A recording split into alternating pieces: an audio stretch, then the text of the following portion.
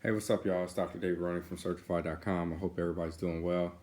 So, I just want to talk real quick. Hey, we all need an emergency fund, right? The reality is, we all have plans, but life will provide you a figurative and sometimes literal punch in the face, right? It's like Mike Tyson said, we all, or everyone has a plan until you get punched in the face, right?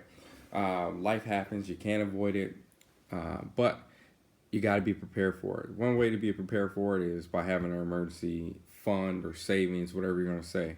Most of the population don't have that as a luxury, according to Forbes, a 2019 article, right? But the reality is, we could form or fund a emergency savings if we buckle down and try, right? You have to ask yourself the question: if you lost your job today, could you maintain the same lifestyle for 3 months? How about 6 months, right? If you're able to answer yes to that, great. You're doing fine. This article isn't for you. You can move on to something else. But the reality is, majority of us, and I say us because a couple months ago when I was in residency last year, emergency fund was an afterthought, right? My savings would go up, down, up, down, up, down. It's just one of those things that happens, right? First thing you got to do is figure out, well, how to calculate your emergency savings goal, right? You have to look at, hopefully you've already created a budget. If you haven't, stay tuned for more videos from us. We're going to teach you how to create a budget using the 50-30-20 method, or the 50% your needs, your 30% wants, and then your 20% savings and investments, right? But in general, to create your emergency savings, you have to look and see, right, how much you actually need, meaning you and your expenses and what you need to live on. So you got to go back and look at your budget and actually nail it down. And your goal, especially now during Corona and all this crazy stuff, you need to have at least 3 to 6 months. If you can get longer than that and not make your investments and your retirement, stuff like that, suffer, I say do that as well. The generalized rule of thumb is 2 to 3 months of your after tax. Remember, it's not before taxes, after tax money, the stuff that you're taking home, right?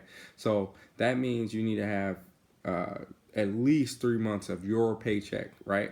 So that's important, right?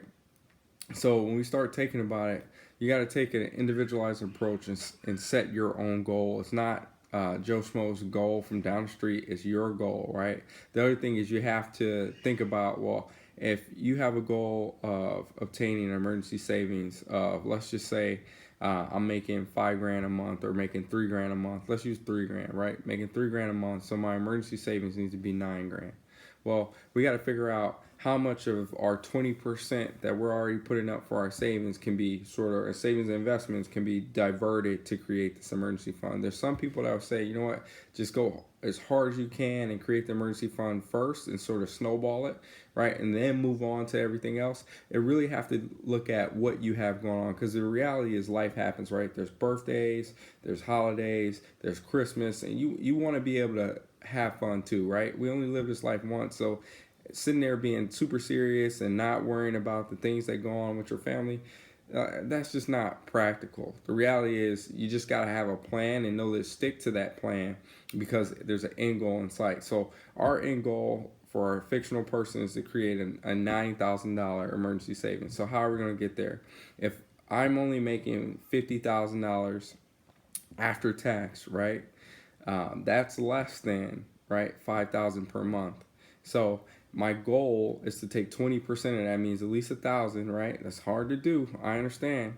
But my fictional person is single, doesn't really have any real expenses, so he or she can take $1,000 and put that off to the side. Now, if you take $1,000 per month, right, or you take $500 per month, whatever you're gonna take, right? If we put that to the side, if our goal is 9,000, it's gonna take 9 months. If it's 3,000, it takes 3 months. If it's 4,000, and there's different ways that you can create an emergency savings. You can sort of mix and match. If you have you can put half in cash, half in credit, but you have to know that if you have to utilize that credit, you have to have the ability to pay it off, right? And it has to have the ability not to affect your credit score greatly. So just remember that. You can have half in cash, half in credit. There's some people who are like, I got a very stable job, I'm this, that, I'm third, or whatever. and they're just like, well, I'm gonna just put all my stuff in the market. I don't personally recommend that because your emergency savings is supposed to be something you can get to in a ready moment, right? At a moment's notice, it has to be in a safe vehicle. One of the safe vehicles you can use is a high yield savings account. Personally, I've had several. I used to have ING Direct back in the day. I've had Capital One 360. I've had Ally. I've seen great rates from Sally Mae. I've seen great rates from Marcus by Goldman Sachs. I've seen great rates across the board, just regular credit unions. You just got to understand and look for the best rate. Each one has their own little stipulations on how long you got to keep your money there, how long you got to do this, that. Just go on the internet, type in high yield savings account, best rates, and you'll get a number of blogs, number of websites that will just review all of that stuff. The next consideration is maybe you want to put your money in a money market account, right? A money market account is like a high yield savings, except it has more stipulations. But the thing that it does is it gives you access to a check that you can write directly from that account. So with the high yield savings, it's just like a regular savings account.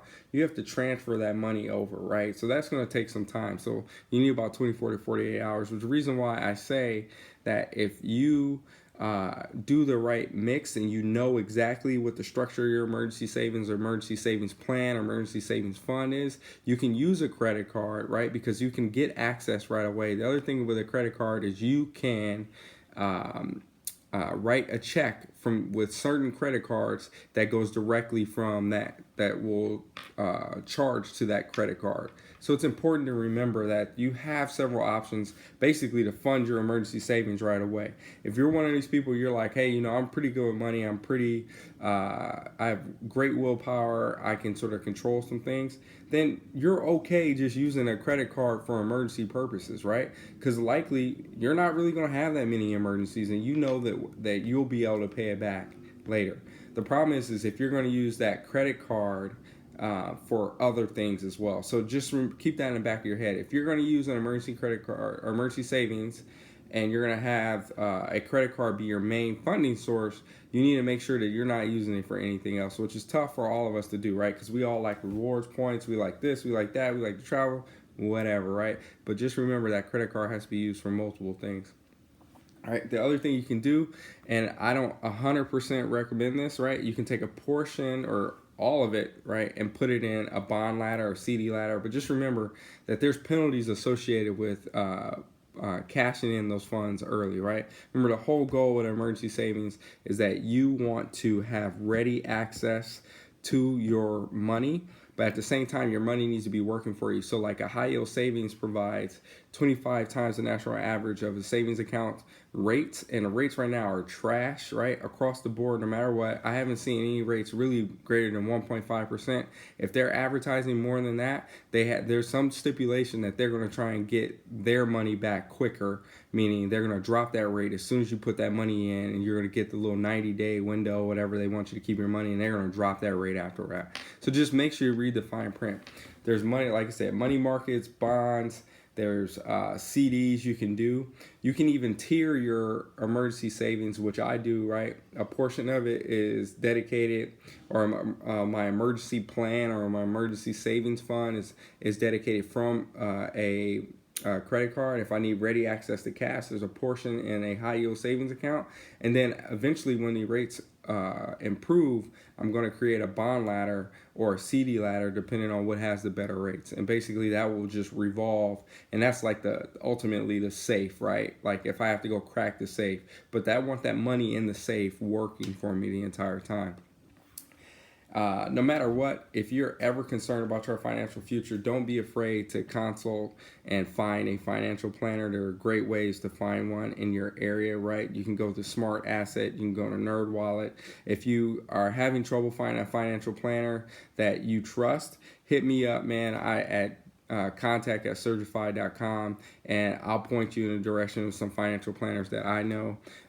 If you are like, hey, I think I can do this myself, then hit me up too. I'm happy to look over your plan and help you out and help you formulate something to really allow you to go ahead and manage everything yourself, right? There's enough information out here that we all can manage our own money. Remember, financial independence is not created overnight, right? It's going to be a long process. It's going to be an arduous process. It's going to freaking suck at times. But the reality is when you finally cross that threshold into financial independence, and I'm not there yet, right? I'm working on it. The thing about it is I've gotten all the information that I need in order to enact my plan. So what I'm trying to do is make sure that I give you the information that you can enact the same plan or enact it in your way so that you become financially independent away from the system that allows you to get laid off at a moment's notice, furloughed at a moment's notice, while CEOs and all these other people pocket a lot of money, right? There's a lot of people who struggle, right? And then we have this huge wealth divide. So you just got to remember there's ways to improve yourself without having to, right, be born into a family that was from means, okay? You can achieve financial independence and create generational wealth. All you have to do is get the information, and I'm trying to deliver it to you. Remember, check us out on Twitter at FiSurgi, FISURGI, on Instagram at Surgify, on Facebook at Surgify. Check out the blog at www.surgify.com. And we'll have a bunch of new stuff coming up, and we'll keep delivering these videos on YouTube and get you caught up on all the financial information that you need to know. Hope all is well. Talk to you later. Peace.